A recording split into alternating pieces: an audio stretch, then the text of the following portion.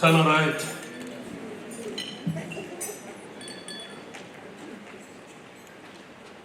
Thank you very much, Program Director. And I was telling the MEC for Education that this is the 5th occasion for me to address as the Premier of the province, most likely the last, because we go to elections in less than 6 months. And I was telling the MEC that we've got a very experienced program director here. The first event which I attended, he was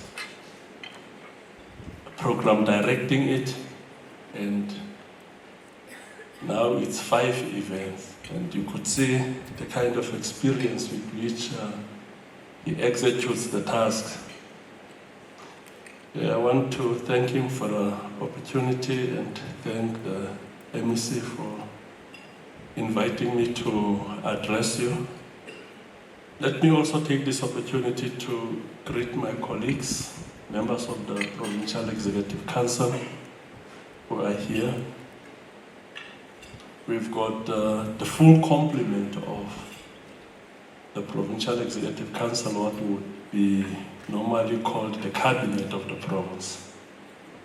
All of them are here, and it's by no accident that demonstrates the premium that we put on education in our province. In our last engagements, I highlighted the fact that public education accounts for almost 35% of the budget of the provincial government, which is about 8.1 billion rand. So each and every year we spend 8.1 billion rand to ensure that we've got quality public education in the Northern Cape. And the reason why we do that is simply because we want to break the intergenerational curse, the intergenerational poverty that characterizes most of our households. Good quality education is the discriminator between poverty and wealth. So whether you pursue a life of poverty depends on the extent to which you've been subjected to a schooling process. So that's the reason why we invest so much in public education and try so hard to ensure that we've got quality public education. Hence, all of them are here to come and support their colleague, MEC Monakali, that is responsible for education. We also have members of the provincial legislature. We've got our Speaker of the provincial legislature is always an integral part of our programs. And we've got some members of the provincial legislature who are here. I've noted and picked up about 3 of them. We are very grateful and for your presence here, and we really appreciate it. That we can't take that for granted, that you dislodge yourselves out of your busy schedules to be part and parcel of this very important event. Let me also note the acting HOD, together with the senior management of the Department of Education, and also we've got representatives from teacher unions. I've picked up the provincial secretary, the provincial chair, and the provincial deputy chair of SATU. SATU is here full force to come and witness the unfolding of these events today. We've got stakeholders in education. There are those obvious culprits when you come to the Northern Cape. Stakeholders in education, MTN, Vodacom, Standard Bank, Old Mutual, and SEISA, which is the South African Institute of Chartered Accountants. They are always there to support the Department of Education. Can we give these stakeholders a nice round of applause.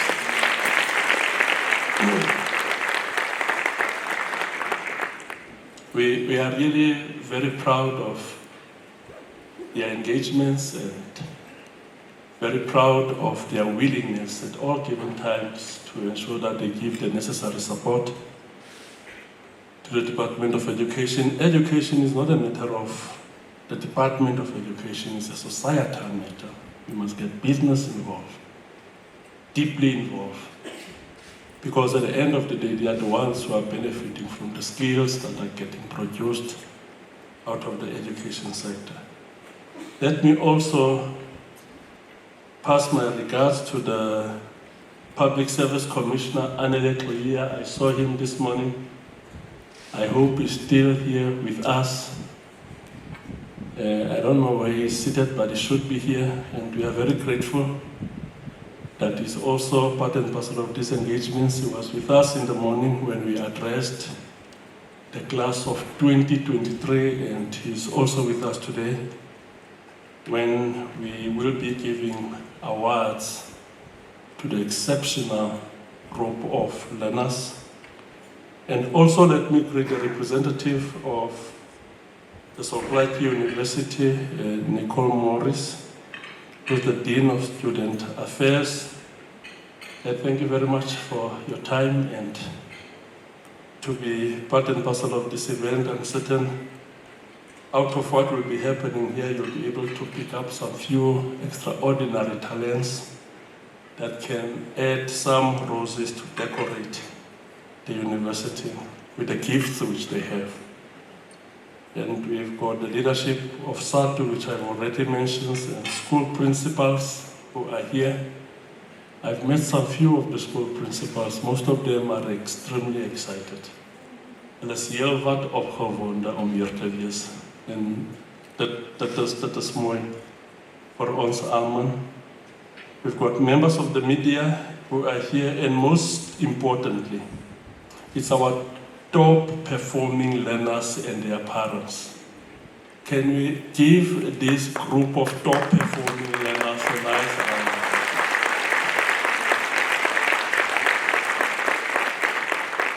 Out of the top 20 in the province, 14 of them are girls.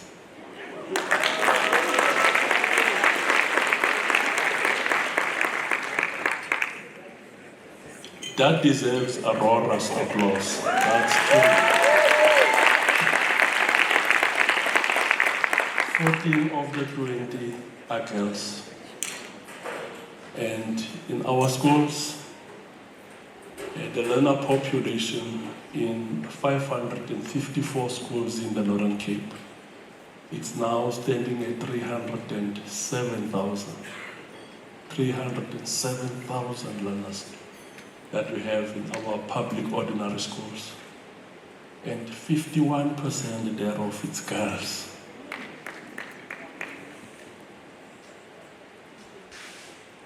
I said 51% is girls.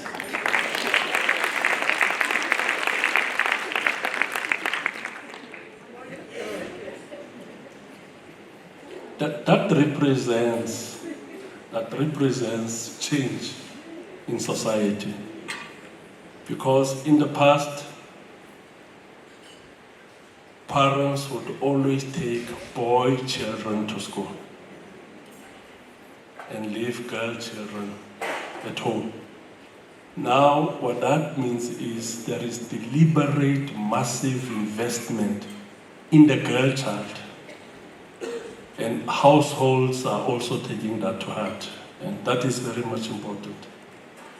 For the last 3 graduations that took place at Sokolaki University, the majority of the graduates there were girls. I don't know whether you guys heard me.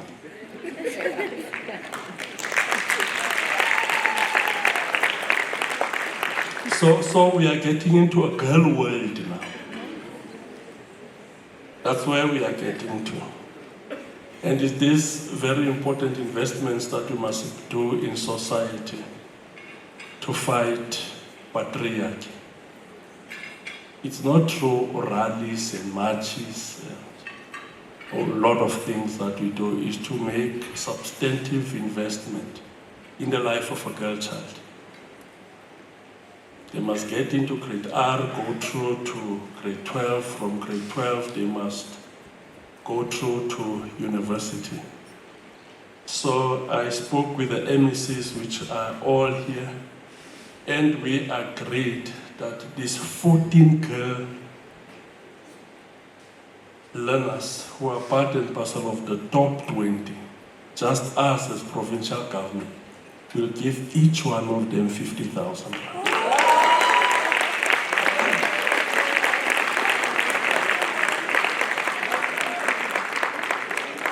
So this is what is called as positive discrimination. Positive discrimination. We are discriminating against boys in a positive way to empower a girl child. Program director, we are gathered here to acknowledge our top learners and schools in the province. As this administration, we have committed ourselves to improving the quality of education in all our schools across all grades. This was backed up by significant budgetary allocations to ensure that education enjoys the priority status it deserves. We are convinced that we are making great strides in mitigating some of the factors that harm education and improving its quality, whilst ensuring equal access for all. It has been proven that excellent educational outcomes are influenced by adequate access to resources, such as a proper school infrastructure, classrooms, libraries, decent water and sanitation. Motivated and committed principals and teachers also form an integral part of a well-functioning learning environment and ultimately contribute to high levels of academic achievement. All of these contribute to a conducive environment for learning and teaching. While there are still many challenges, and we are aware that more needs to be done, conditions in the education sector have noticeably improved since 1994. As a country, we have steadily moved forward in order to ensure that we realize Section 29 of the Constitution, where everyone has the right to a basic education.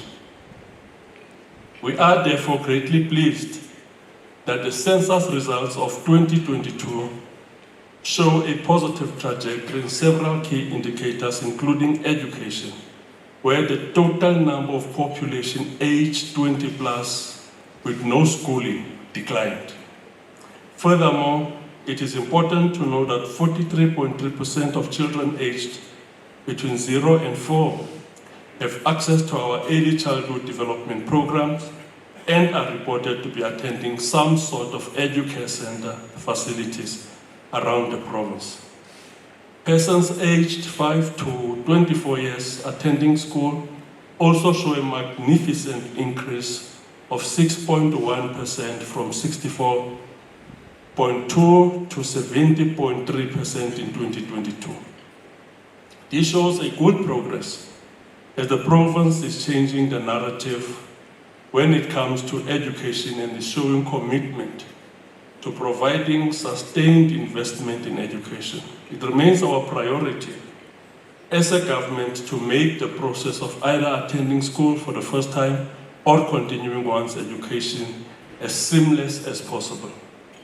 We have gathered here today, Program Director, to observe and acknowledge our top learners and schools in the province. Allow me, therefore, to provide a short analysis of the 2023 National Senior Certificate Examinations.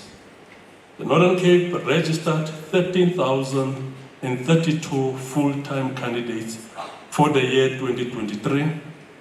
This is the second biggest cohort of candidates over the past 5 years who have registered and completed the National Senior Certificate Examination. A total of 12,842 candidates wrote all subjects in the 2023 National Senior Certificate Examination. 9,740 candidates completed their final examination, bringing the overall pass rate of the Northern Cape to 75.8%. The pass rate for this year has increased by 1.6% from 74.2% in 2022 to 75.8% in 2023. If we were to look at the results of the last 4 years, you would see a positive growth in that in 2020, our matric pass rate was 66%. In 2021, it was 71.4%. In 2022, it was 74.2%. And in 2023, we have 75.8%. So what this shows is quite a positive trajectory, that within a period of 10 years, within a period of 3 years, we managed to increase our matric pass rate by almost 10%.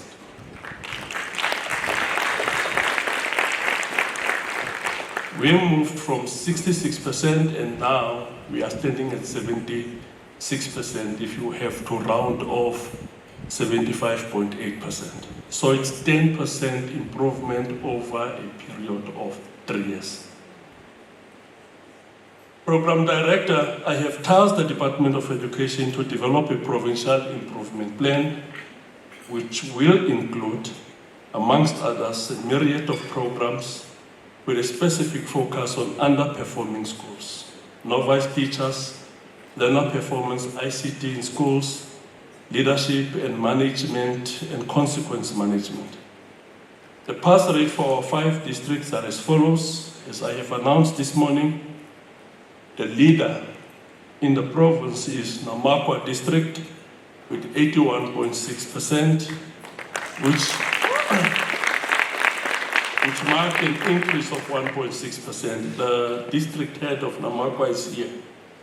I saw him this morning, and can we give him a nice round of applause? We must affirm good performance. We must affirm good performance. And Namakwa lost their first spot in 2022. When I was congratulating him, then he said, I'm going to come back. He's back now. Namakwa is number 1. Number 2, we've got ZF Mkawu District that has recorded a pass rate of 81.4%. And this marked a decrease of 2.4%. And where's the HOD? Gorba? Is Gorba here? Oh, there's Gorba. Yeah, can we give him also a nice round of applause? Last year he was wearing a new suit, new tie, new shirt, new shoes, and he had a brand new card as well. So I saw him this morning. It's an old suit. It's an old suit, but he told me this morning that he's coming back to occupy the first spot. Number 3, we've got Pixlika Cement District that has recorded a pass percentage of 74.2% with a decrease of 4.1%, which is the largest decrease for 2023. It's Pixlika Cement. And number 4, we have Francis Bart District with a pass rate of 73.7%. with an increase of 1.8%. And number 5, we've got the John Taulo Haitsewe District, which recorded 73.7%, with a massive increase of 5.7%. That is our largest increase. We recorded the largest increase in a rural district, which is John Taulo Haitsewe. They don't allow rurality to constrain what they are capable of. And I want to say thanks to the district director, Mr. Dace. I met him this morning, and he was quite happy with the outcomes, and we hope to see more better performance from John Taulo Haitsi. Today we will also introduce a new award for our top performing special needs learners in the province. Amidst the challenges that we still face in the education sector, we need to ensure that we leave no one behind. We must wage a fight against illiteracy, promote a culture of inclusion, and throughout the education system to reach all learners and prioritize the most disadvantaged and vulnerable. We must prioritize gender equality, eliminate all barriers to girls' completion of grade 12 of compulsory education, and encourage their participation in science, technology, engineering, and mathematics. We must increase our investment in early childhood development and education to encounter disadvantages and set the foundation for successful learning in schools. Lastly, we must work together to ensure that our children are given every advantage as they strive to lead our country and economy in the future. As young citizens in our province, you are in a position to take advantage of the new opportunities that are on offer. We are resolute that our youth must gain the right skills to grow the economy. We encourage you and make an appeal that you must take up the various skills development and youth employment programs in the province to adequately prepare yourself for the jobs of the future. You must align your qualifications to the developmental needs and mega projects that will find expression soon in our province. Ladies and gentlemen, we also have a reason to celebrate today. Allow me to acknowledge the presence of the top performing candidates in the province. Today we will also celebrate excellent achievement in specific subjects where candidates obtained level 7s. These candidates will be announced and acknowledged later in the program. They have demonstrated the highest level of resilience. They were able to master the highest level of discipline and hard work, regardless of their social and economic conditions. Allow me to take this opportunity to thank MEC of Education, Mr. Zolile Monakali, the acting HOD, Mr. Gideon Oliphant, and all the senior and middle management of the administrative leadership. All districts and circuit officials, curriculum chief directorate, curriculum coordinators, and all subject advisors need special mention and have to be acknowledged for the role they have played. A word of appreciation to the examination chief directorate as well as the district examination officials for their commitment, involvement, and outstanding manner in which they conduct examinations in our province. I was informed that this category of employees in the Department of Education, they normally don't go for leave for the festive season. Whilst we're on festive, they are at work. And I would ask that we give them a nice round of applause for their commitment to their work. And in most cases, the Northern Cape does not have, we've never encountered any challenges with Malusi approving the integrity of our examinations. Also, Program Director, I want to thank the teacher unions that operate in this sector and all our dedicated teachers for their outstanding role in assisting the Northern Cape Department of Education in taking our combined efforts to greater heights.